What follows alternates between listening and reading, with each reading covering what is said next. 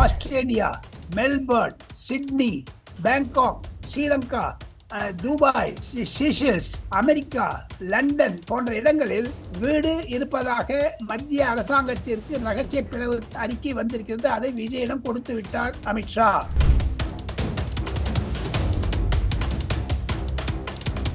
திமுகவை கனிமொழி வைத்து உடைக்கக்கூடும் என்று தான் டெல்லியில் பலவராக பேசுகிறார்கள். சிவா,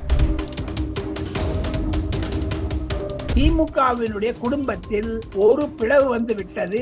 அந்த பிளவு என்பது சபரீசன் விஜய் பக்கம் போனாலும் ஆச்சரியப்படுவதற்கில்லை, அவர் அப்புறவனாலும் ஆச்சரியப்படுவதற்கில்லை. சிவா, எனக்கு கிடைக்கக்கூடிய தகவல்கள் 24 எம்எல்ஏக்கள், திராவிட முன்னேற்ற கழக எம்எல்ஏக்கள் தமிழ் வெற்றி கழகத்துடன் கைகோக்க தயாராக இருக்கிறார்கள் ஒரு முன்னாள் அமைச்சருடைய தலைமையில் என்று தான் எனக்கு செய்திகள் கிடைக்கிறது டெல்லியில். விஜய் அவர்கள் செய்யக்கூடிய செய்கைகள் எல்லாம் 10 கோடி 20 கோடி என்று ரீல்ஸ் மீம்ஸ் போவதை பார்த்து திமுக இன்னும் பயப்பட்டு கொண்டிருக்குது. அவங்க வயிற்றில் எரிச்சல் இருக்கு, வயிற்றெரிச்சலாக இருக்குது, வயிற்றுல புலி கரைக்குதுங்க.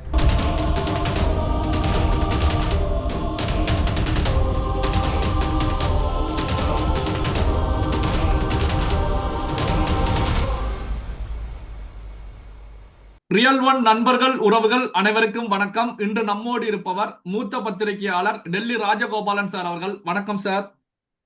நமஸ்காரம்பா, வணக்கம். அமைச்சர் ஆதவ் அர்ஜுனா அவர்களை பொறுத்த வரைக்கும் ஒரு முக்கியமான தகவல்களை நேத்து வச்சிருக்காங்க.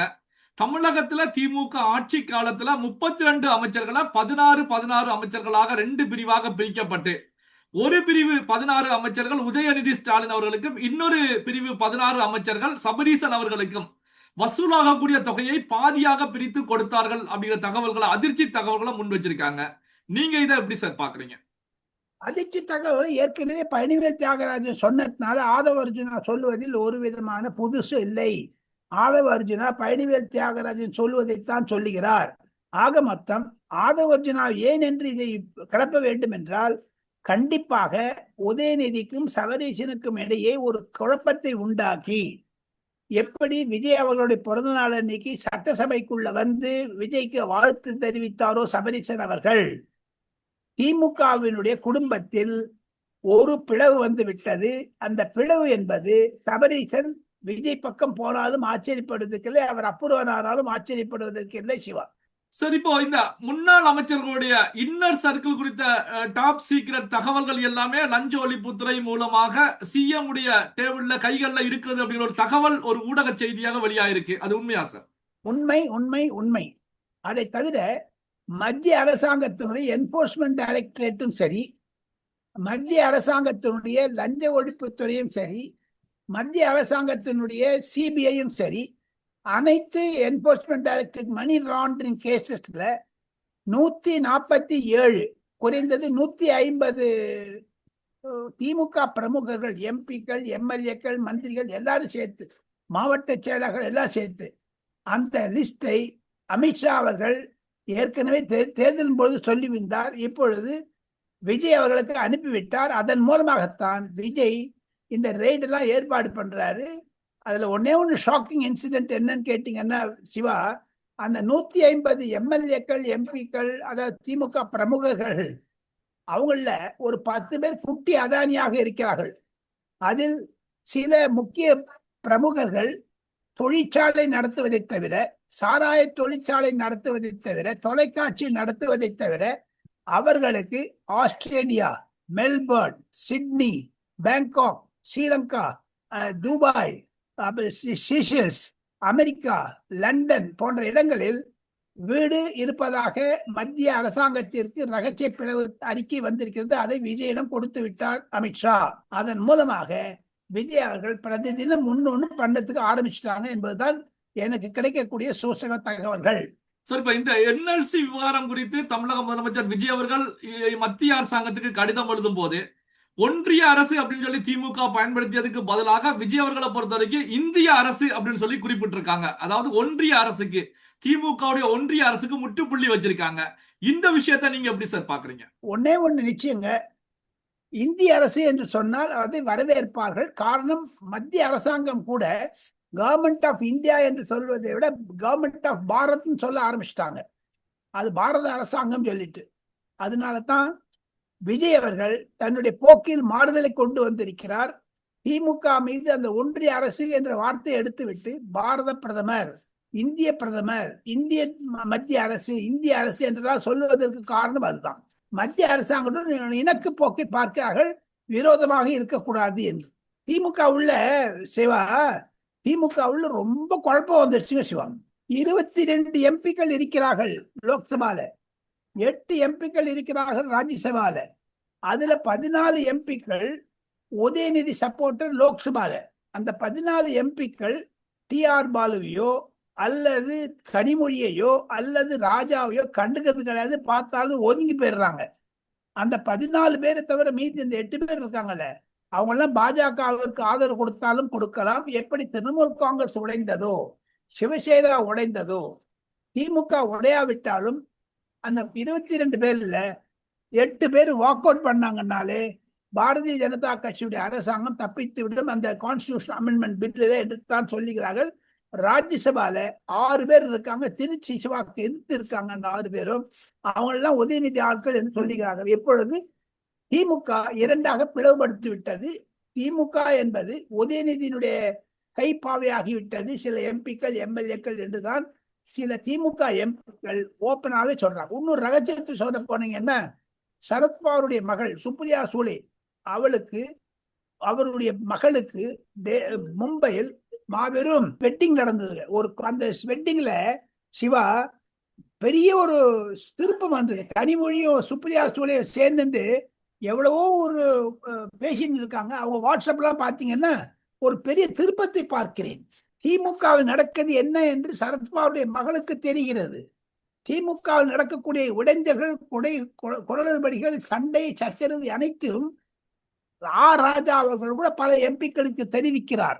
உதாரணத்துக்கு சொல்ல வேண்டும் என்றால், எனக்கு தெரிந்து மட்டும் யோகி ஆதித்யநாத் எம்பியாக இருந்த பொழுது அவர் அருகே உட்கார்ந்து கொண்டிருந்த எஸ் பழனிமாணிக்கம் என்று சொல்லக்கூடிய முன்னாள் அமைச்சர், எப்பொழுது திமுகவில் அவர் அவ்வளவு ஒரு வேகமாக இல்லாவிட்டாலும், அதே டிஆர் பாலு, அதே ராஜா அனைவருமே யோகி ஆதித்யநாத் மூலமாக அமித்ஷாவிற்கு செய்தி சொல்லுகிறார்கள் என்ற ஒரு எண்ணம் கூட வர ஆரம்பித்து விட்டது. எப்படி சிவசேனாவை ஏக்நாத் ஷிண்டே வைத்து அமித்ஷா உடைத்தாரோ, அதே மாதிரி திமுகவை கனிமொழி வைத்து உடைக்கக்கூடும் என்று தான் டெல்லியில் பலவராக பேசுகிறார்கள். சிவா, சரி, இப்போ ஏவா வேலுவை சிக்க வைப்பதற்கு திமுகக்குள்ளேயே சதி திட்டம் நடைபெற்றதாகவும் ஒரு சிலர் சொல்றாங்க. அப்படி ஏதாவது நடந்திருக்குமா சார்?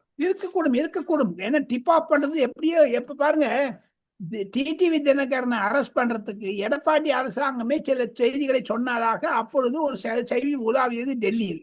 டிடிவி தினகரன் ஜெயிலில், திகார் ஜெயிலில் பல நாட்கள் இருந்ததற்கு காரணம் அப்பொழுது எடப்பாடி பழனிசாமி என்று அப்பொழுதே சொல்ல ஆரம்பித்தார்கள், 5-6 வருடத்துக்கு முன்னதாக. இப்பொழுது பாருங்க, ஏவாவேலுக்கு எதிர்த்து சில திமுக எம்பிக்களே சொல்றது உண்மையாகத்தான் இருக்கிறது. காரணம், அடுத்து KN நேரு எதிர்த்து திமுக ஆட்களே இந்த மொட்டைக்கட்டாசி எழுதுறாங்க விஜய்க்கு, கையெழுத்து இடாமல் அதெல்லாம் ஆதாரங்களை கொடுத்து, சில வழக்கறிஞர்கள் மூலமாக கொடுக்கிறார்கள், சில சார்ட்டர்ட் அக்கௌண்ட் மூலமாக கொடுக்கிறார்கள். ஆக மொத்தம் விஜயினுடைய அந்த வேகம், விஜய் எக்ஸ்பிரஸ் இருக்கு பாருங்க, அந்த திமுகவினுடைய ஊழலை ஒழிப்பேன் என்பது அது புல்லட் ட்ரெயின் மாதிரி ஸ்பீடா போகுதுங்க. நமோ பாரத்தை விட, வந்தே பாரத்தை விட இது பிரமாதமா ஸ்பீடா போகுதுங்க, புல்லட் ட்ரெயின். ஆக மொத்தம் 3 மாதத்திற்குள் அனைத்து கைதுகளும் நடந்து முடிந்தால் வரக்கூடிய நவம்பர், டிசம்பரில் தமிழகத்தில் இருக்கக்கூடிய பஞ்சாயத்து தேர்தல், கார்பரேஷன் தேர்தலில் தமிழக வெற்றி கழகம் அமோதமாக வெற்றி பெறும். அதை தவிர 6 இடங்களுக்கு சீக்கிரமே தேர்தல் வர இருக்கிறது. அந்த சீஃப் மினிஸ்டர் விஜய் இப்படி பார்த்தாரு பாருங்க, அப்பா எங்கன்னுட்டு இப்படிதான் பண்ணாரு. அதற்கு உசுப்பி விட்டத மாதிரி மு.க. ஸ்டாலின் அவர்கள் திருச்சியில் கண்டெஸ்ட் பண்ணதா இல்ல வேற ஒரு இடத்துல எம்எல்ஏவாக விரும்புகிறார். அவர் எம்எல்ஏ ஆகிவிட்டால் திமுகவில் இருக்கக்கூடிய சரிவு நடக்காது, அதற்காகத்தான் போகிறார்கள். இருந்தாலும் விஜய் அவருடைய கட்சி, தமிழ் வெற்றி கழக கட்சி, மீண்டும் ஸ்டாலினை தோற்கடிப்போம் என்று கங்கணம் கட்டி கொண்டிருக்கிறார்கள். சார், அதே நேரத்தில் இப்ப இடைத்தேர்தல்கள் அப்படின்னால எப்போதுமே ரூலிங் பார்ட்டி வெற்றி பெறுவதுதான் எழுதப்படாத விதியா இருந்துகிட்டு இருக்கு.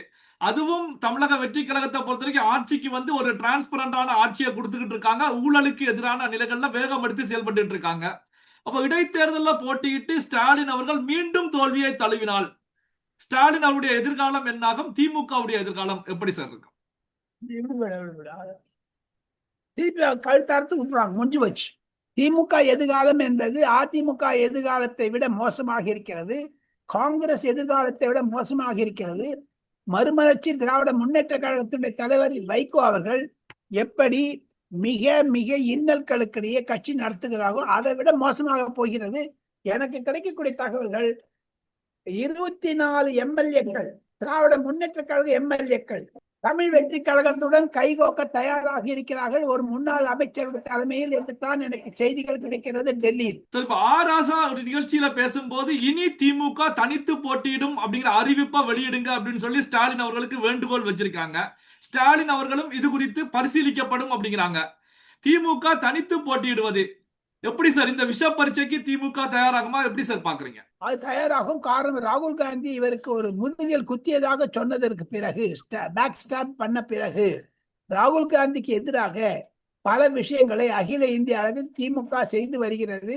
ஓரிரு மாதங்களில் திராவிட முன்னேற்ற கழகத்தினுடைய தலைவர் மு.க.ஸ்டாலின் லக்னோவிற்கு போய் அகிலேஷ் யாதவுடன் பேச இருக்கிறார். அங்கு தேர்தல் வர இருக்கிறது, அசம்பிளி தேர்தல். அதை தவிர பாட்னாவில் போய் தேஜஸ்வி யாதவுடன் பேச இருக்கிறார். மும்பைக்கு சென்று கண்டிப்பாக உத்தவ் தாக்கரேவுடன் பேச இருக்கிறார். ஆக மொத்தம் இந்த கட்சிகள் எல்லாம் ராகுல் காந்தி கட் பண்ணி விடணும்னு பார்க்கிறாங்க அகில இந்திய அளவில். ஆனால் தமிழக தலைவத்தில் அனைத்து கட்சிகளும் அதிமுக கட்சிக்கு போயிடுச்சு, இல்லைன்னா தமிழ் வெற்றி கழகத்துக்கு போயிடுச்சு. இவரோட யாருமே இல்லைங்கிற. பிரேமலதா கூட அடுத்த மாசம் தாவேக்காவில் சேருவதாக சொல்றாங்க. நேற்று கூட பார்த்துருக்காங்க. பிரேமலதாவும் சதீஷும் பழைய சீஃப் மினிஸ்டர் பார்த்திருக்காங்க. காரணம், அவங்க விடை பெற்றிருக்காங்க, டாடா சொல்ல வந்திருக்காங்க. அவங்களும் கண்டிப்பாக சேர்ந்து விடுவார்கள். திமுகவினுடைய அவல நிலை கூடிய விரைவில் வெளியே வரும் என்று தான் விஜய் கங்கணம் போட்டிருக்காங்க. சட்டசபையில் நடக்கக்கூடிய விடையெல்லாம் பார்த்தீங்கன்னா, எந்த ரீல் போட்டு அரசாங்கம் வந்ததுன்னு சொல்றாங்களோ அதே ரீல் தான் இப்போ பிரபலமாகிவிட்டது. மு.க.ஸ்டாலின் பேசுவதை தவிர விஜய் அவர்கள் செய்யக்கூடிய செய்கைகள் எல்லாம் 10 கோடி 20 கோடி என்று ரீல்ஸ் மீம்ஸ் போவதை பார்த்து திமுக இன்னும் பயப்பட்டு கொண்டிருக்குது. அவங்க வயிற்றில் எரிச்சலுக்கு வயிற்றெரிச்சலா இருக்குது, வயிற்றுல புலி கரைக்குதுங்க. சார், எப்பவுமே நம்முடைய வாசகர்களுக்கு இறுதியில அப்டேட் கொடுப்பீங்க. அந்த ஹாட் நியூஸுக்காகவே வெயிட் பண்ணிட்டு இருப்பாங்க. இப்போ நீங்க கொடுக்கக்கூடிய அந்த அப்டேட் என்ன சார்? ஜூலை 26ஆம் தேதி தமிழகம் வர இருக்கிறார் பிரதமர் நரேந்திர மோடி அவர்கள். ஜூலை 30ஆம் தேதி 29, 30 தேதியில் மாவட்ட செயலாளர்கள் மீட்டிங் நடக்க இருக்கிறது. Wait and watch. முதலமைச்சர் எப்படி ஏர்போர்ட்டுக்கு போய் முதல்வர் பிரதமரை அழைத்து வந்து 2 அரசாங்க வீடங்கள் செய்ய இருக்கிறார் தமிழகத்தில், சென்னையில். சரி, தங்களுக்கு நினைவு இருக்கலாம், நெதர்லாண்ட்ஸில் இருந்து பழைய செப்பு பாத்திரங்கள், செப்பு கடிதம், அதாவது இது இன்ஸ்கிரிப்ஷன்ஸ், அதெல்லாம் கொண்டு வந்தாரு பிரைம் மினிஸ்டர். 360 செப்பு பாத்திரங்கள், அதுல அந்த தகடுகள் அதெல்லாம் எழுதியிருக்குது தமிழ்ல. அதையெல்லாம் மத்திய அரசாங்கம் புகைப்படம் பிடித்து விட்டு தமிழக அரசாங்கத்துடைய மியூசியத்துக்கு கொடுக்க போறாங்க. அந்த கொடுக்கக்கூடிய ஃபங்க்ஷன் நடக்க போது தமிழ்நாட்டில் அது ஒரு திருப்பு முனையாக இருக்கும் என்பதுதான் எனக்கு கிடைக்கக்கூடிய செய்திகள். பல்வேறு முக்கியமான தகவல்கள், செய்திகளை நம்முடைய உறவுகளுடன் பகிர்ந்து கொண்டதற்கு நன்றி சார். தேங்க்யூ.